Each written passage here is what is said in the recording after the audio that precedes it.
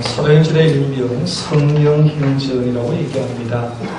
사도들이 성령을 받아서 역사하는 것이 아니라 성령께서 사도들을 고용하여서 일하신다라고 역으로 생각하는 것입니다. 사도행전을 지금 묵상하면 묵상할수록 진짜 그렇구나. 성령님께서 사도들을 고용하시고 성령께서 사도들을 통해서 일하시니까 놀라운 역사가 일어난다는 걸 보게 됩니다.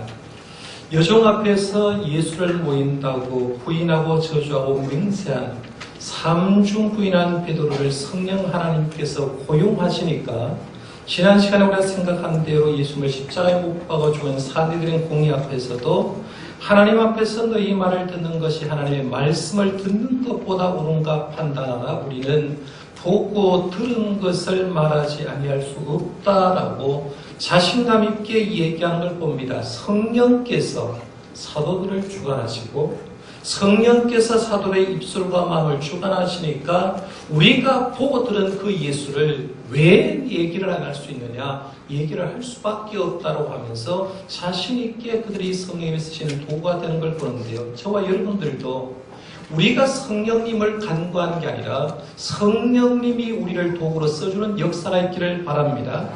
오늘 예수님 본문 말씀에 보면 베드로와 요한이 이제 산헤드린 공회 앞에 잡혔다가 풀려났습니다.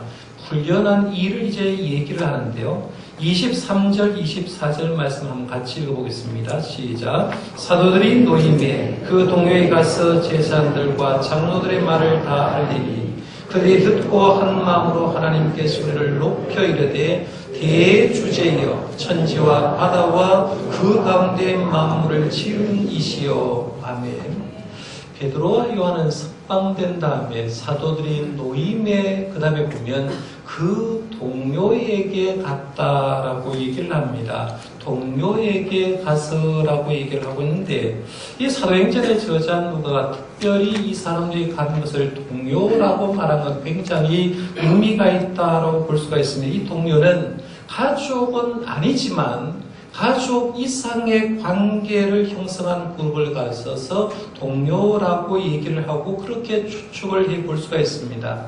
근데 사도들에게 베드로와 요한에게 동료라고 얘기하면 아마 열흘 동안 성령 받기 위해서 함께 모였고 성령 받아서 함께 성령의 놀라움을 겪었던 120명의 주위의 종들이 있었던 곳, 그들이 바로 동료였다라고 볼 수가 있습니다. 그러니까 오늘 본 말씀에 동료에게 갔다라고 얘기를 하니까 어디에 간지는 얘기를 하지 않지만 그들과 함께하고 가족은 아니지만 가족 이상의 사람들이 있는 곳이라고 생각해 보면 성령님을 받았던 마가의 다락방이었을까라고 추정해 볼 수가 있죠. 마가의 다락방에 갔다라고 볼 수가 있는데 오늘 우리들도 교회 생활하면서 교회 성도가 동료 관계가 되면 얼마나 좋을까라고 생각해 봅니다. 우리가 혈연적으로는 가족은 아니지만 우리 성도들이 가족 이상의 아름다운 관계만 잘 꾸리면요, 내 가정에 어렵고 힘든 문제가 있을 때, 좋은 일이 있을 때 가장 먼저 생각나는 게 교회가 생각나고 성도가 생각나고 하나님의 전에 나오고 싶은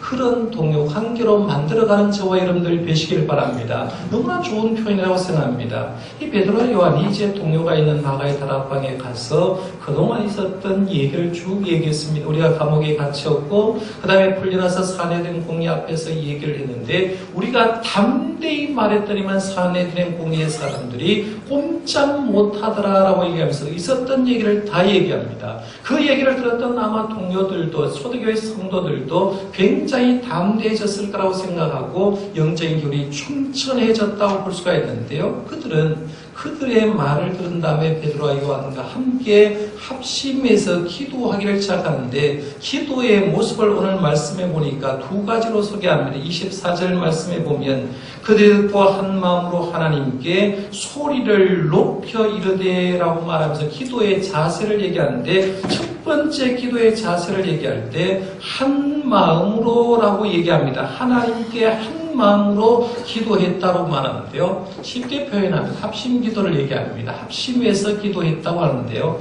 여러분 신앙생활과 기도는 뗄래야 뗄 수가 없습니다. 여러분 성경을 보면서 이 사람 참 훌륭한 사람이다. 이 사람은 내가 신앙을 닮아가야 될 사람이다 라고 생각하는 사람 중에 기도하지 않는 사람이 있는지 한번 생각해 보라는 거예요. 내가 신앙의 인물 가운데 닮아가고 싶은 사람은 전부 다 기도한 사람이었습니다. 그리고 우리가 믿고 있는 예수님도 그 바쁜 환경 속에도 늘 기도했죠. 새벽 미명에 기도하셨고 철야하면서도 기도하셨고 때로는 군중들 사이에 있으면서 한적한 곳으로 나가서 기도하셨다고 그러는데요. 구약 성경 시대부터 쭉 보면 대체적으로 개인 기도를 많이 하다가 사도행전에 오면 특별히 강조하는 게 합심 기도를 강조합니다.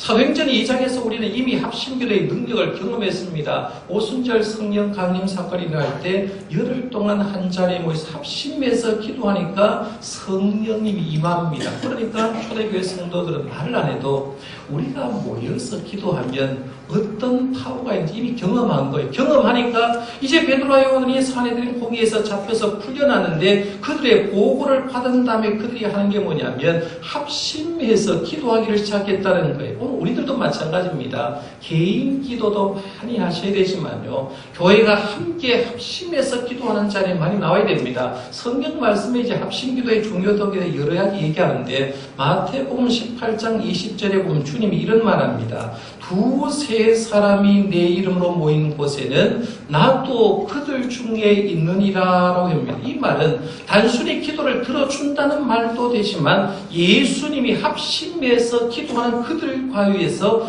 동참자가 되어준다는 거예요. 그래서 두세 사람이 내 이름으로 모여서 기도하는 그 속에 누가 있느냐 하면 주님이 동참해서 기도를 도와준다고 얘기합니다. 그러면 오늘 우리들도 마찬가지입니다. 우리 교회도 이제 4월달 4월 10일부터 고난주간 한 주일 6일 동안에 새벽을 깨우고 오려고 하는데요. 여러분이 어지간하시는 분은 밥 먹고 다닐 힘이 있는 분들은 한 주간 합심 기도에 나와주시기를 바랍니다. 그럴 때 역사가 일어나는 거예요. 오늘 본문 말씀에 보면 기도의 모습을 두 번째를 소개할 때요. 소리 높여 기도했다라고 얘기를 합니다. 24절에 그들이 듣고 한 마음으로 하나님께 소리를 높여 이르되라고 했죠. 소리를 높였다라고 합니다. 우리 합심 기도하다 보면 자연적 소리가 높여지게 될 겁니다. 그런데 합심 기도에서 소리를 높였는데 이 소리를 왜 높였느냐로 할 때 머리로서 하는 기도가 아니라 가슴으로 하는 기도였고요. 성령님의 임재를 통해서 하는 기도였기 때문에 소리를 높였다라고 얘기합니다. 여러분 기도하는데요. 소리 높이고 싶어서 높이는 사람은 없습니다. 기도하는데요. 저 사람은 왜 저렇게 소리를 높여 시끄러워서 죽겠네 라고 생각하는 사람이 있고 어떤 사람은 기도를 하는데 자기도 모르는 사이에 성령님이 역사하고 가슴에 뜨거워지는 가운데 자기도 모르는 사이에 입술에서 소리가 높여지는 사람이 있습니다. 성령님이 그를 들어 쓰시니까 소리를 높였는데 초대교회 성도님들도 성령이 역사하고 주관하니까 소리를 높여 기도하는 거예요. 기도를 하는데 이렇게 기도합니다. 먼저 24절 말씀에 보면 이제 계속해서 하반절에 보면 대주제여 천지와 바다와 그 가운데 만물을 지으신 이시오라고 말하면서 우리는 보통 기도할 때 하나님 아버지라고 기도하잖아요. 그런데 초대교회 성도들은 기도를 하는데 하나님의 호칭을 뭐라 불렀느냐면 대주제여라고 해서 대주제여. 이 대주제여라는 말은 여러분들 이해갑니까? 이해 잘 안 갈 겁니다. 그런데요. 누가복음에 쓴 누가복음에도 누가가 쓴 사도행전에 봐도 하나님의 이름을 가리켜서 누가복음에 보면 주제여라는 장면이 나옵니다. 시몬이 어린아이를 안고 하나님께 기도하는데 누가복음 2장 28절에 보니까 주제여 이제는 말씀하는 대로 종을 평안히 놓아주시나이다라고 말하면서 하나님을 주제여라고 얘기합니다. 그런데 오늘 본문 말씀에 보면 사도행전에서 또 기도를 하는데 대주제여 천지와 바다와 그 가운데 만물을 지으신 이시오라고 말하면서 하나님을 대주제라고 얘기를 합니다. 이 대주제는 헬라어로 데스포테스라는 단어를 썼어요. 데스포테스라는 단어를 쓰는데 이거는 아무나 쓰는 단어가 아닙니다. 요즘이야 노예가 없는데요. 예수님 당시만 해도 노예 제도가 있었습니다. 쉽게 말하면 시장에 가서 우리가 고등어 한 손을 사오듯이 돈만 있으면 시장에 가서 우리 집에 일할 노예도 사올 수 있었다는 거죠. 그러니까 시장에 노예 시장에 가서 이제 노예를 하는 사오는 거죠. 하나를 사오게 되면 이 노예는 자기가 산 주인에게 딸려오는 겁니다. 그래서 노예는 자신을 값주고 산 주인을 부를 때 뭐라고 불렀느냐 하면 대주제여라고 합니다. 주제여라고 얘기하는 거죠. 절대 군주를 얘기하는 겁니다. 그러니까 주인 앞에 나는 내 생각이 없는 겁니다. 주인 앞에 나는 나의 생각도 없고 주인이 시키는 대로 하는 사람, 그 종을 얘기하는데 그 종이 주인을 부를 때 하는 말이 데스포테스라는 단어를 썼다는 거죠. 주제여라고 얘기를 했다는 거예요. 그러니까 이 말씀에 보면 자기의 전 생애, 전 존재가 모든 목적과 지향점이 자기를 값주고 산 주인에게 있다는 그런 의미로 데스포테스라고 생각했는데요. 그러니까 여기에서 보면 초대교회 교인들이 사내들인 공예 사람들이 협박했잖아요. 그리고 그 공예 사람들은 예수님을 죽인 사람들입니다. 무서운 사람들입니다. 그리고 그 당시에 로마가 이스라엘 통치했기 때문에 제일 무서운 세력, 절대 권력을 누가 가졌냐 하면 로마가 가졌다. 이스라엘 안에는 사내들인 공예가 가졌다고 이렇게 생각하고 절대 권력, 주제를 누가 생각했느냐 하면 사내들인 공예와 로마가 그들의 주제라고 생각했는데 초대교회 교인들은 어림없는 소리라는 거죠. 우리의 대주제는 하나님밖에 없다는 거예요. 로마도 아니다. 사내들은 공의도 아니다. 우리의 대주제는 하나님밖에 없다라고 얘기하면서 절대 군주는 하나님이라고 고백하는 거죠. 그래서 기도하면서 대주제여라고 시작하는 거예요. 그런 다음에 이렇게 고백합니다. 대주제 하나님을 소개하면서 천지와 바다와 그 가운데 만물을 지으신 이시오라고 얘기하는데요. 하나님이 천지를 만드시고 통치하셨고 하나님이 지배하시고 하나님이 지금도 주권을 가지고 계시다라고 얘기하는 거예요. 여러분 신앙생활에서 5대 신앙, 6대 신앙이 중요하다고 처음 말씀드렸는데 그 첫 번째가 창조신앙입니다. 그럼 성경 말씀을 첫 번째 창세기 1장 1절을 딱 열면 첫 번째 하는 말이 뭡니까? 태초에 하나님이 보다 뭐라고 했어요? 천지를 창조하시니라. 왜 성경 그렇게 많은 구절 가운데 왜 하나님께서 1189장 가운데 첫 번째 장 첫 구절을 태초에 하나님이 천지를 창조하시나 썼을까요? 이유는 이 세상에 살아가면서 믿음 있는 사람들이 하나님이 창조주라는 걸 인정하지 않으면 믿음 생활 못하는 거예요. 이 세상 누가 만들었나? 하나님 만들었지. 이 세상 지금 누가 움직이고 계시냐? 하나님 움직이고 계시지. 우리는 하나님의 손 안에 있다는 걸 인정하기 위해서 창세기 1장 1절에 하나님이 천지를 만드셨다고 했는데요. 오늘 우리들도 마찬가지입니다. 왜 주님이 대주제가 되느냐 하면 하나님이 창조주시고 하나님의 손 안에서 세상과 우리가 통치되고 있음을 믿으시길 바랍니다. 이 고백이 주어지는 거예요. 그 다음에 25절 말씀부터 28절까지 이제 기도를 하면서 지금 협박 상황에 대해서 성경의 근거를 제시합니다. 25절에서 28절 말씀 한번 같이 한번 읽어봅니다. 시작. 또 주의 종 우리 조상 다윗의 입을 통하여 성령으로 말씀하시기를 어찌하여 열방이 분노하며 족속들이 허사를 격려하는고 세상의 군왕이 났으며 관리들이 함께 모여 주와 그리스도를 대적하도록 하신 이로소이다. 과연 헤롯과 본디오 빌라도는 이방인과 이스라엘 백성과 합세하여 하나님께서 기름 부으신 거룩한 종 예수를 거슬러 하나님 권능과 뜻대로 이루려고 예정하신 것을 행하려고 이 성내에 모였나이다. 아멘. 초대교회 성도들이 특징을 하나 찾으면요, 어떤 일이 생길 때 그 근거를 성경에서 찾고 있다는 겁니다. 예를 들면 성령 강림의 역사가 일어나고 반월이 일어나니까 이 역사에 대해서 베드로가 설교를 하면서 요엘서에 예언된 대로 되었다라고 얘기합니다.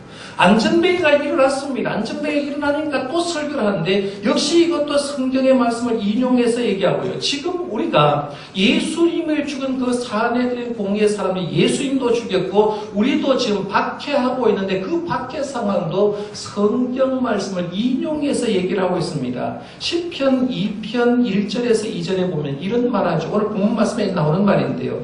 어찌하여 이방 나라들이 분노하며 민족들이 헛된 일을 꾸미는가? 세상의 군왕들이 났으며 관원들이 서로 꾀하여 여호와와 그의 기름 부음 받은 자를 대적하며라고 합니다. 여기 보면 여호와와 그의 기름 부음 받은 자를 대적하는 세력이 있다 하는 거죠. 하나님을 대적하고 그의 기름 부음 받은 자 메시아를 대적하는 세력이 있는데 이방 나라들도 대적하고 민족들도 대적한다는 거죠. 그래서 지금 로마로 인해서 이스라엘 사람의 지도층의 사람들을 통해서 예수님이 십자가에 못 박히고 지금 우리들도 그들로 인해서 핍박을 당하는데 그 핍박당하는 성경이 이미 예언되었고 예언된 그 말씀에 보면 그들이 아무리 우리를 핍박해도 그들의 하는 짓은 헛된 짓이라는 거죠. 왜? 하나님은 누구 편인 거예요? 메시아 편이고 하나님의 사람 편이기 때문에 헛된 일을 하고 있다라고 얘기하는 거예요. 여기서 우리가 알 수 있는 것은요. 우리의 삶에도 어떤 문제가 있을 때 해답을 좋은 일이든 나쁜 일이든 개인적인 일이든 교회나 국가의 일이든지 항상 답을 어디서부터 찾아야 되느냐 하면 성경의 답을 찾아야 됩니다. 제가 지난해 우리 박근혜 대통령이 탄핵되고 나서 기독교인의 행동을 세상적으로 자꾸 보지 말고 성경에는 이런 어려움이 있을 때 어떻게 했는가를 보면서 에스더서를 소개를 했습니다. 나라가 민족이 위기라올 때 에스더는 모르드게와 함께 유대인 백성에게 3일 동안 금식을 선포하면서 금식 기도한 다음에 그 다음에 내가 왕 앞에 나가가지고 죽으면 죽으리다 예언하고 말했다고 말씀드렸어요. 그래서 제가 그 말씀드리면서 나라가 지금 우리가 상하는데 촛불 들은 것도 중요하지만 먼저 하나님께 외치고 하나님께 기도하고 그 다음에 나가서 촛불을 들고 우리의 의사를 전하는 것이 우리가 할 일이다라고 말씀드렸는데요. 어떤 일이 있어도 우리는 먼저 하나님의 말씀에 대한 해답을 찾아야 되는 거예요. 이미요. 저와 여러분의 개인의 문제도 성경에 보면 다 선례가 있고 하나님의 말씀에 답이 있습니다. 그 말씀대로만 살면요.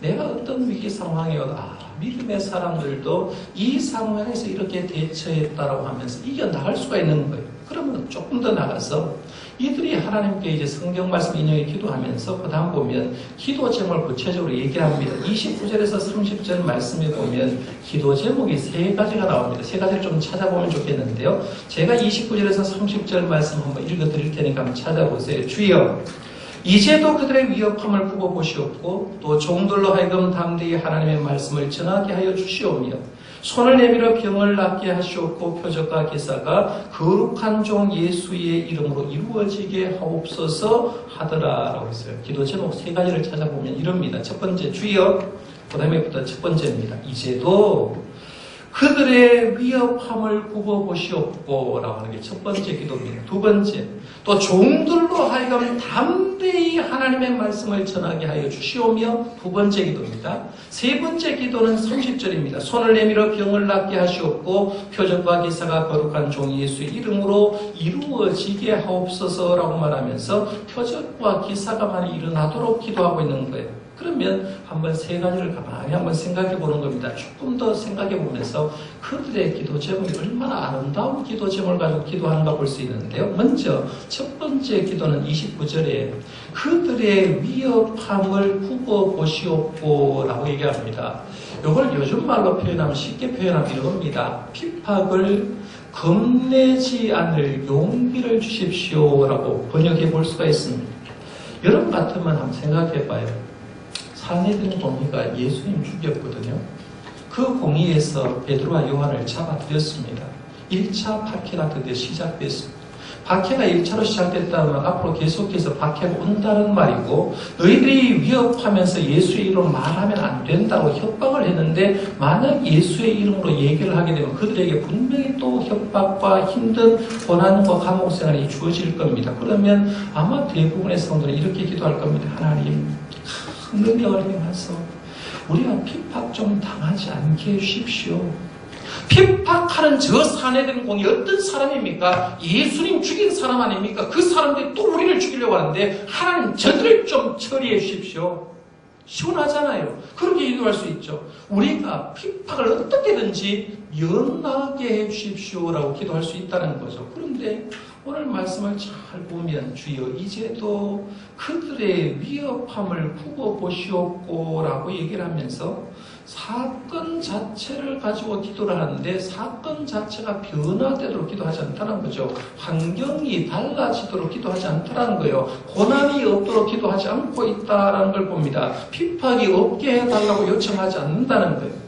우리 성도들이 간혹 기도할 때 대체적으로 기도를 어떻게 하느냐면 이렇게 기도합니다. 나는 구동자가 딱 써 있습니다. 나는 움직이지 않으면서 하나님, 우리 남편 좀 감동시켜가지고 예수 좀 잘 믿게 해주시고, 우리 남편 좀 감동시켜가지고 날 좀 사랑하게 해달라고 이렇게 얘기를 할 겁니다. 하나님, 아이들의 마음을 감동시켜서 나에게 좀 효도를 좀 하게 해주십시오 라고 할 수 있죠.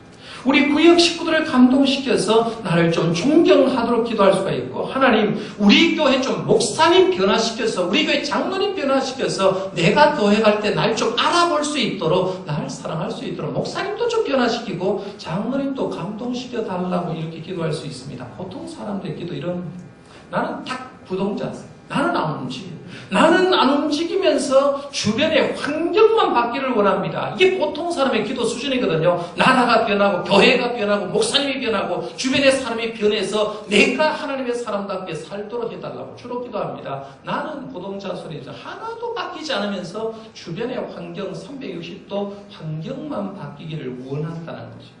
그런데 오늘 말씀해 보니까 이 초대교회 성도들은 그들의 위협함을 굽어보시오며 라고 기도를 하면서 있는 그대로 아뢰면서 이런 겁니다. 하나님, 핍박을 겁내지 않을 용기를 주십시오. 이 핍박을 겁내지 않을 용기를 주시면서 이 환경 속에서 내가 뭘 하면 좋겠습니까? 이런 기도를 하는 거죠. 굉장히 깊은 기도를 하고 있습니다.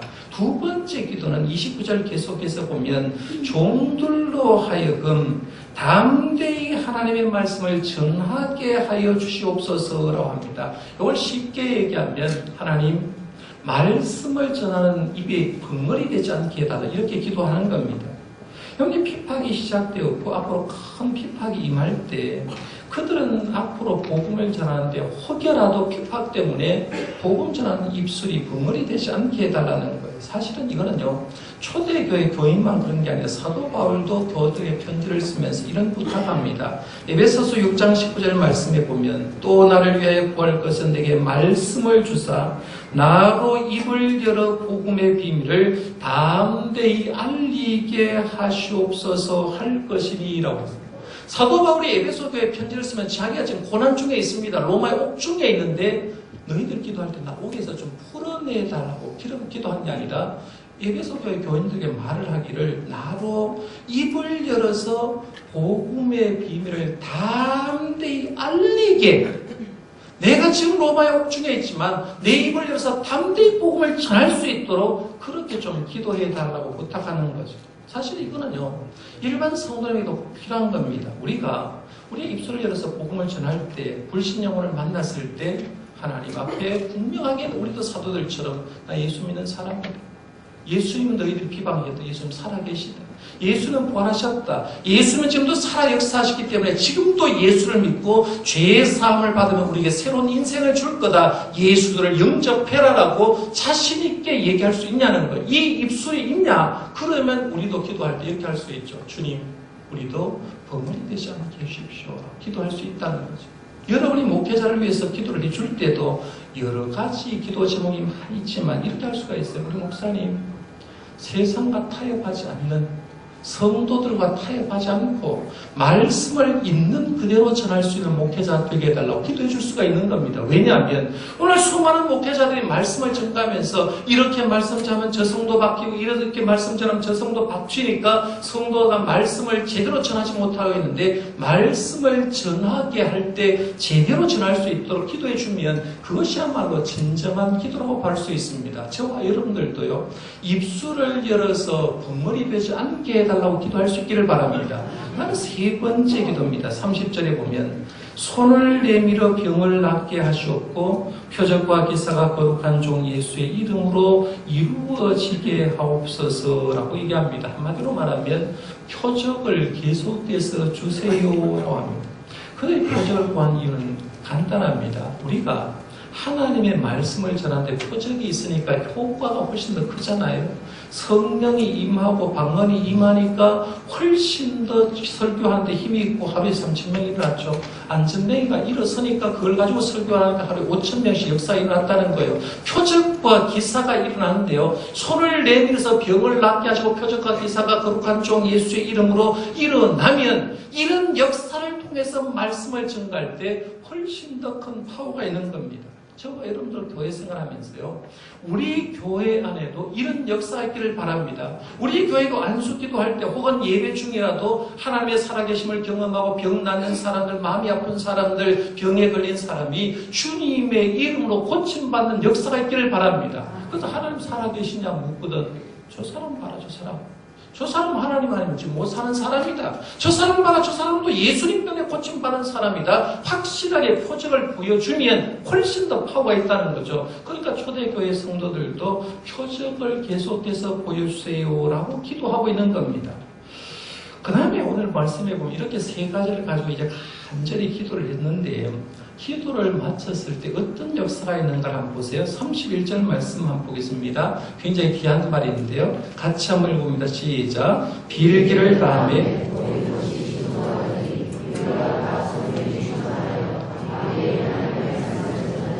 여기 보면 빌기를 다하매라고 했죠. 간절히 모여서 합심해서 소리를 높여서 세 가지 제목 가지고 간절히 기도했더니만 빌기를 다했을 때 드디어 기도의 응답의 역사가 일어나는 겁니다. 사랑하는 성도 여러분, 여러분들도 기도를 하는 순간, 기도를 마치고 예수님의 이름으로 기도합니다라고 얘기하는 순간 이미 응답의 역사가 시작된 줄 믿으시길 바랍니다. 분명한 사실은 기도자에게는 지금도 역사가 일어나는데요. 여기 보면 빌기를 다했을 때 기도의 역사가 일어나는데 세 가지 놀라운 기도의 결과가 납니다. 첫 번째는 모인 곳이 진동했다라고 합니다. 모인 곳이 진동했다. 아마 지진이 났던지 모르지만 집이 흔들렸을 겁니다. 작년 9월 달에 경주에서 진도 5.8 지진이 일어났을 때 저도 경험했고 여러분도 경험했죠. 아무리 좋은 아파트에 사는 사람도, 낮은 땅에 사는 사람들도 진도 5.8 지진이 일어나니까 흔들리는 걸 경험했지 않습니까? 그 경험을 통해서 분명히 느끼는 건, 아, 지진 났다, 집이 흔들렸다. 여기에서 진앙지는 분명히 경주라고 뉴스가 나왔을 때 우리가 흔들리는 걸 통해서 지진이 났구나 아는 것처럼 초대교회 성도들도 기도를 했는데 기도하는 그곳에 모인 곳이 진동했다는 거죠.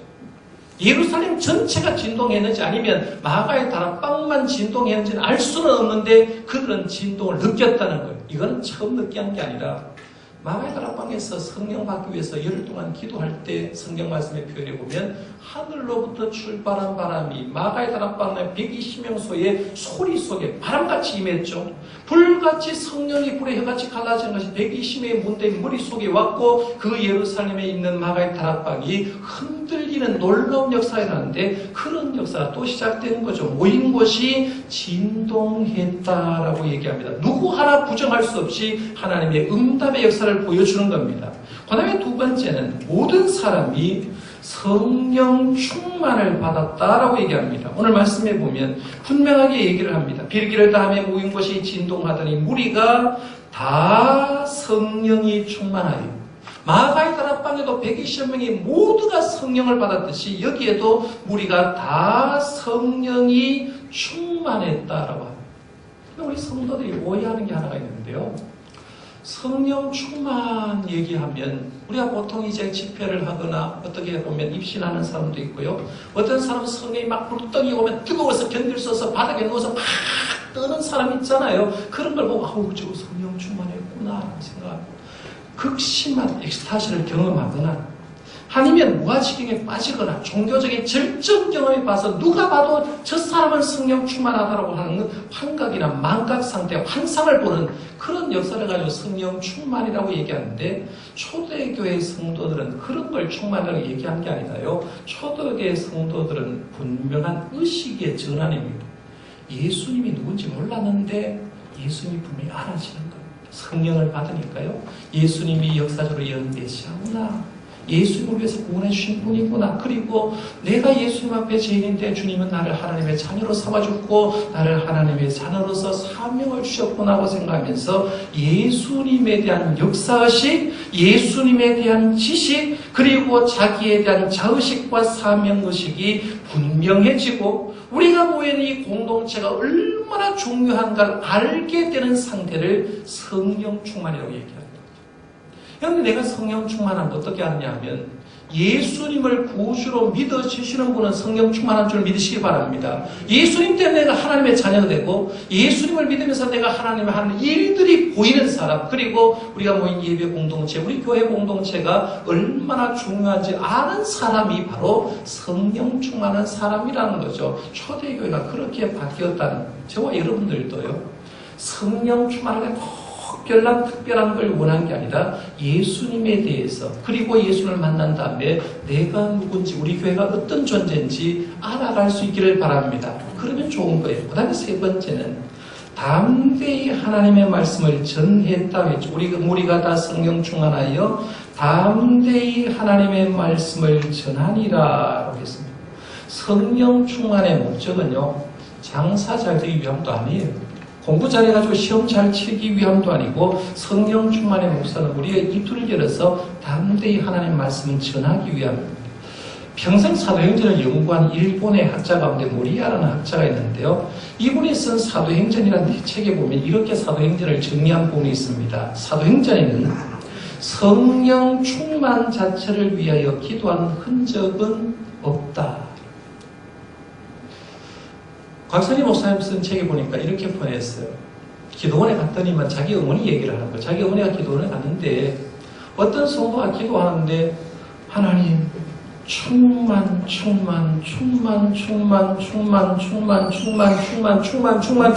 자꾸 충만 얘기하더라고요. 그럼 물어봤다는 거예요. 도대체 당신 뭐를 위해서 기도하냐고 하니까 성령 충만하도록 기도했다는 겁니다. 성령 충만하기를 원해서 기도했는데 사실은 그 성령 충만 네 단어를 하기가 힘드니까 성령이야 빼고 그냥 충만하게 해달라고 그렇게 기도했다는 거예요. 그런데 모리아는 학자가 사도행전을 연구를 해보니까 성령 충만하도록 기도한 적이 없더라는 거죠.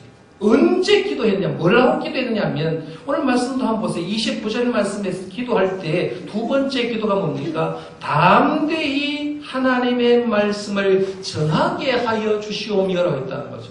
내가 입술에서 담대히 하나님의 말씀을 전하게 해달라고 기도했더니만 보너스로 준 게 뭐예요? 성령 충만을 주시더라는 겁니다. 그걸 주더라는 거예요. 이걸 모리아라는 학자가 사도행전을 연구하면서 그렇구나, 사도행전은 성령 충만을 위해서 기도한 적이 없고 담대히 하나님의 말씀을 전하게 해달라고 기도했더니만 성령 충만을 선물로 주시더라라고 경험하고 그걸 얘기하는 거예요.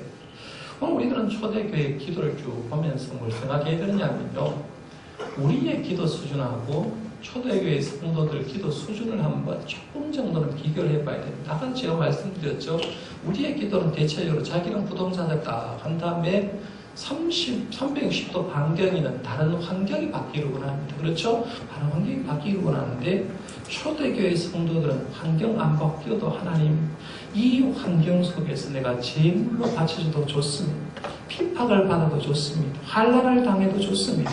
가난해도 좋습니다. 질병이 있어도 좋습니다. 그러나 어떤 환경에서도 하나님이 대주제라는 사실을 인정하기 쉽죠 하는 거예요. 오늘 우리들도 마찬가지입니다. 환경이 변하지 않아도 여러분 좀 가난하게 살아도 몸이 좀 아파도 집에 문제가 있어도 하나님이 대주제라는 사실을 인정하시길 바랍니다. 절대 군주, 창조주 하나님이다. 그리고 그 창조주 하나님을 나는 어떤 상황에도 영광을 돌리며 살겠다고 생각하고 주변 사람에게 나도 입을 열어서 복음의 벙어리 되지 않고 말씀을 전하게 해달라고 기도하시면 저와 여러분에도 성령 충만의 보너스를 주실 줄 믿습니다. 이런 삶을 살아가는 저와 여러분들 되시기를 바랍니다. 기도하겠습니다.